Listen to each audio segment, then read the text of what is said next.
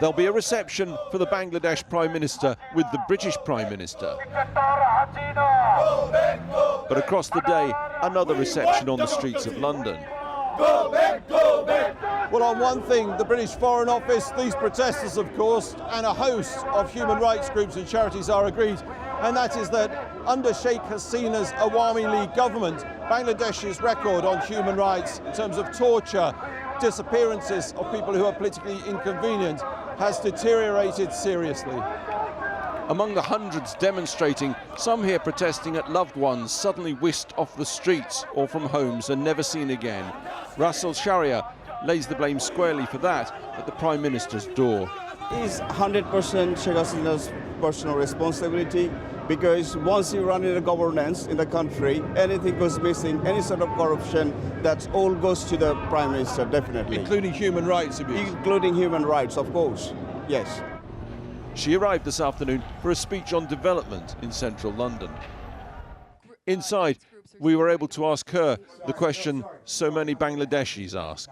Prime Minister, what do you say to international NGOs who accuse your regime of suppressing human rights? That's a grave concern. What do you say to them? I would really ask you to respect... But you're not taking questions from the British press. I've taken one question so far. Not from the British press. The Prime Minister has to go. We have so you're refusing to answer that question, Prime Minister? Well, I'm sure you can answer that question. I have a woman in the you're back refusing here. to let us ask the question. That's what's happening here. So, the shame of Bangladesh comes to the heart of the UK. In Manchester, university lecturer Salman Al-Azmi studies pictures of his brother, who was abducted in the Bangladeshi capital a year and a half ago. 30 armed police, civil clothes men, saying that they're from the detective branch. They came, they, came inside, terrorized everyone. Severely beat up our caretaker. It was a terrible situation. And then they found him in one of the flats, and they took him, blindfolded him, took him in a car, and since then we have absolutely no news about him. So he's simply disappeared? He's completely disappeared. You can cross Britain and find similar tales. In London, we caught up with Abra Ilyas. His father, a former opposition MP, disappeared almost 6 years ago. There was a white van which stopped in front of our car and saw my dad getting picked up by some people. He got picked up, my driver got picked up as well, and our car was left open in the road in the middle of the night. Across town, and Russell Sharia describes the last time the outside world saw his cousin, another opposition activist. It was December 2013. They was just sitting down outside a construction place in Dhaka. Suddenly, the Rapid Action Battalion in Bangladesh just came and picked him from there, and 5 other people as well picked at the same time. And unfortunately, still we don't know where he is. Yet the Bangladesh Prime Minister has a key family contact at the heart of the British Parliament. Her niece is the Labour MP for Hampstead and Kilburn. Tulip Siddique, an MP who says she once worked unpaid for the Awami League before she was elected. She once also described herself as a spokesperson for the Awami League and said she owes her election in Britain to the Awami League. আপনাদের সাহায্য ছাড়া আমি কখনোই British MP হিসাবে এখানে দাঁড়াতে পারতাম না। She told a newspaper in her London constituency that she never discusses politics with her aunt, just family matters, even though she accompanied her to meet President Putin in Moscow. And here she is with her aunt on one of several visits to the Commons.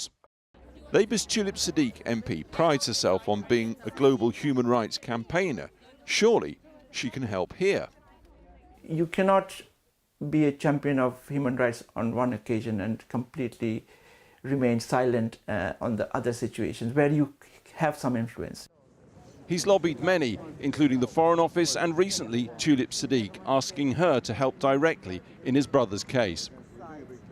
I'm not one of your parliamentary constituents, and I, of course, accept that ordinarily you would only intervene in a matter on behalf of a constituent. However, I write as a plea for help, as given your relationship with the government of Bangladesh, you are better placed than anyone to make the necessary inquiries and perhaps assist in bringing about the end to the harrowing situation that my family and I find ourselves in. Russell Sharia also wrote again to the MP begging for help in his family's case. Her aunt is the Prime Minister, running Prime Minister in Bangladesh. And she has got very good influence over the Bangladeshi politics. So it could be, just a phone call. Can you please release him? One person's life can be saved, whole family can be relieved. We've investigated the plight of several disappeared individuals in Bangladesh in recent months. All have strong UK connections. Tulip Siddiq insists parliamentary rules mean she cannot get involved. And she told us she has no influence over her aunt.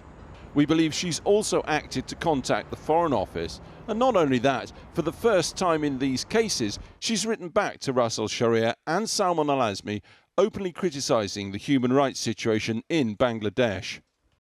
I deplore the use of extrajudicial detention and any human rights abuses anywhere in the world, including Bangladesh. I understand and have sympathy for the plight of anyone whose loved ones disappears in such a way. But there are broader questions about the Labour Party generally and its links to the Awami League. We can reveal that in recent years several Labour MPs, including the Shadow Foreign Secretary Emily Thornberry, seen here with Tulip Siddiq in Parliament, have referred to the League as a sister party of Labour. The Labour Party told this programme that was an error. The Awami League is not a sister party of Labour. The MPs simply got it wrong, they said. They, like the Foreign Office, remain deeply concerned over worsening human rights in the country. Disappearances, murders, torture, intimidation and arbitrary detention. All of it, say human rights groups, getting worse, not better.